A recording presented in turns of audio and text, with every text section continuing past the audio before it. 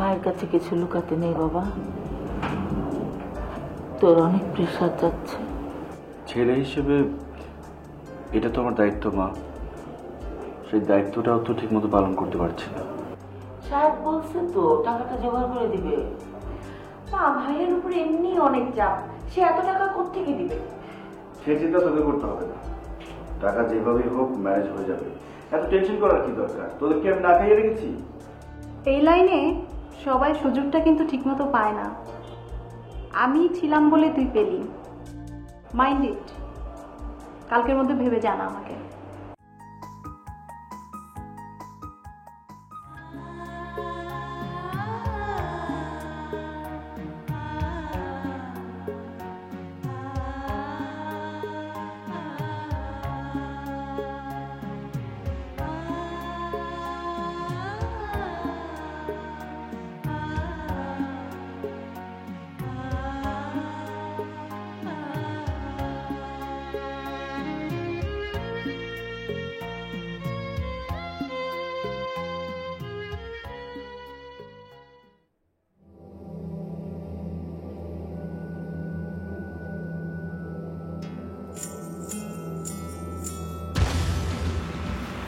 Don't touch me!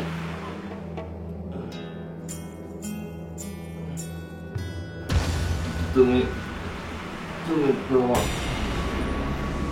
একটা স্ত্রী, আর আজ তো আমাদের পবিত্র রাত। তোমার সেটা নিশ্চয়ই অজানা নেই। আর এই পবিত্র রাতে মদ খেয়ে মাতাল হয়ে আপনি আপনার নববিবাহিত স্ত্রী সুবাসীকে এসে যান।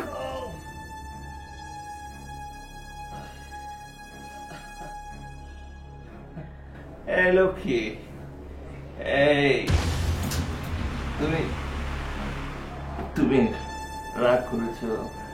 আসলে আমি কি করবো, আমার সেই কবেকার পুরনো অভ্যাস। এখন তুমি এসেছো, আমি না সব বাদ দিয়ে দেবো, সব বাদ দিয়ে দেবো। খবরদার আমাকে ছুবেন না। আপনি জানেন এখান থেকে কোন মাতাল আমার স্বামী হতে পারে না। আমি বিয়ে মানি না।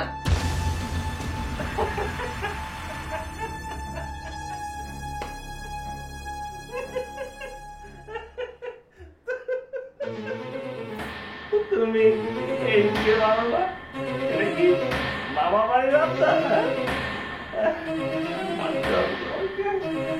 যান আপনি।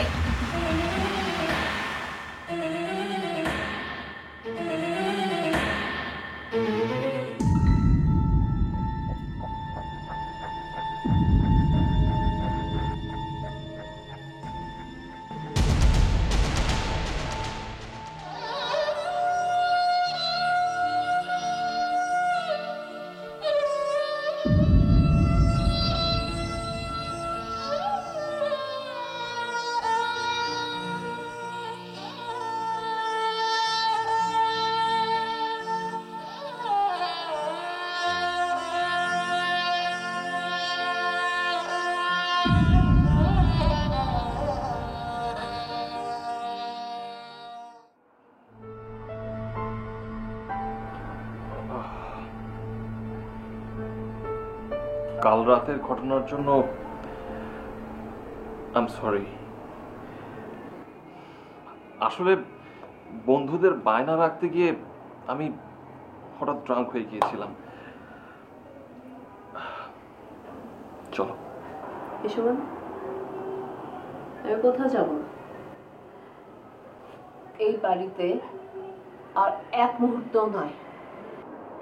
আপনার ড্রাইভারকে বলেন আমাকে যেন আমার বাসায় পৌঁছে দিয়ে আসে।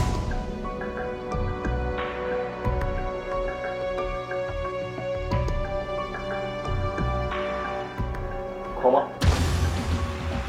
খবরদার, আমি কিন্তু বাড়াবাড়ি একদম পছন্দ করি না। আমি যাব মানে আমি যাব।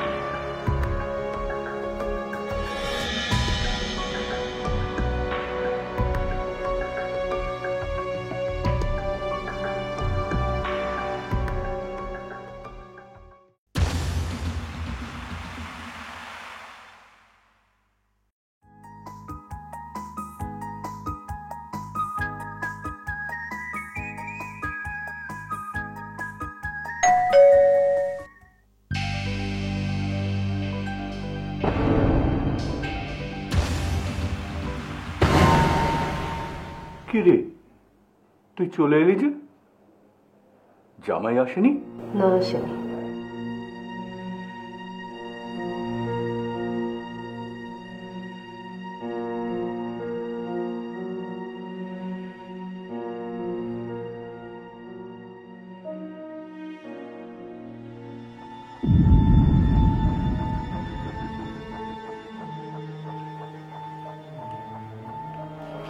কি হয়েছে মা?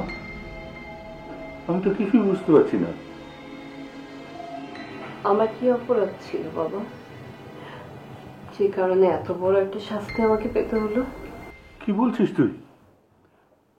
শিল্পপতি ছেলে দেখে বিয়ে দিলাম, আর একটা দিন যেতে না যেতেই। তুমি কি চাও একটা মদখোর মাতালের সাথে আমি সংসার করি? মদখোর মাতাল?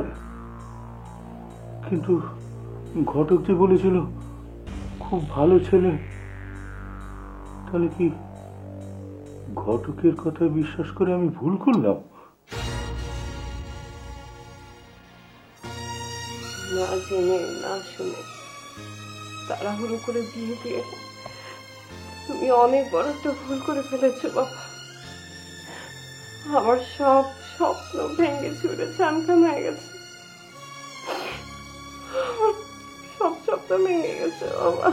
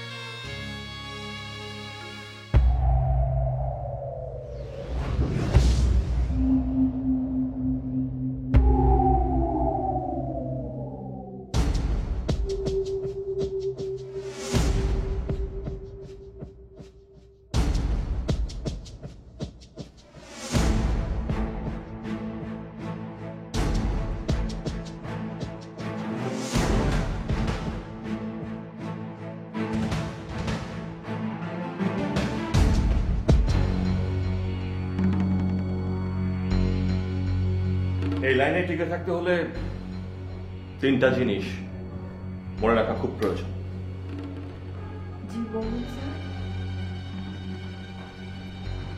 সাহস, ধৈর্য আর বিশ্বাস। এই 3টার মধ্যে যদি গরমিল হয় তাহলে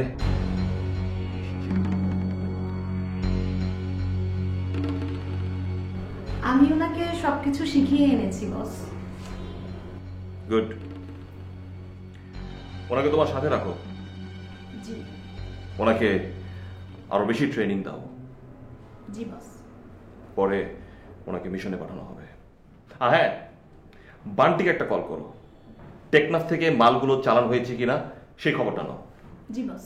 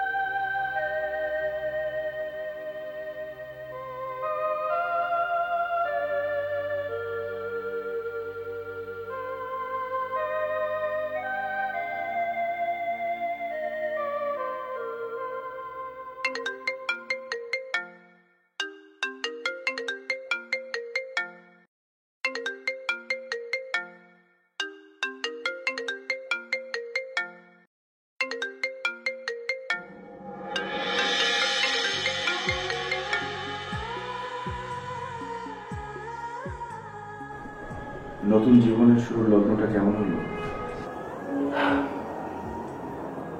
আমার ভাগ্যে যেমনটা ছিল। শিল্পপতি বর পেয়েছ, সুখী তো থাকার কথা। তুমি কেমন আছো? এই আছি, নতুন চাকরি নিয়ে চলছে।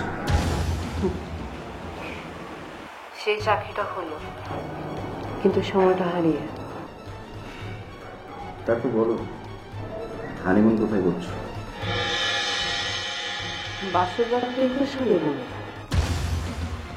হানিমুন হবে কি করে? কি বলছো তুমি? আমার তো বিশ্বাস করতে কষ্ট হচ্ছে। তোমার হাজবেন্ড? হ্যাঁ, একটা বদখোর মাতাল। আমি তোমার সাথে দেখা করতে চাই। দেখো, তুমি আরেকজনের স্ত্রী, আমার মনে হয় দেখা করাটা ঠিক হবে না। আমি তোমার সাথে দেখা করবই। যদি তুমি না করো, আমার মরা মুখ দেখবে।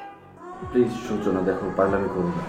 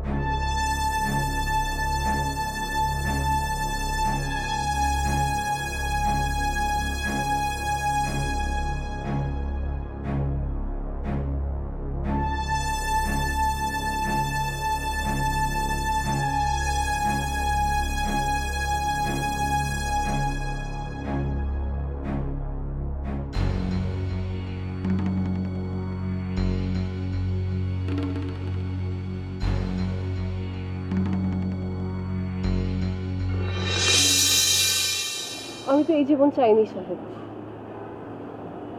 তাহলে কেন তখন প্রতিবাদ করেনি? আবার একতরফা সিদ্ধান্তকে কেন মেনে নিয়েছো? সবার হাতে নতুন জামা। সাহেব, সুবলার চাকরি হয়েছে, আজকে বেতনও পেয়েছে, এই জন্য সবার জন্য গিফট নিয়ে আসলো। ভাইয়া, এটা তোমার জন্য। এটা কি হলো সাহেব? বিয়ে তো কোনো পুতুল খেলা না। তুমি আমার সাথে যাবে কি যাবে না, জাস্ট সেটা আমাকে বলো। Yes or no?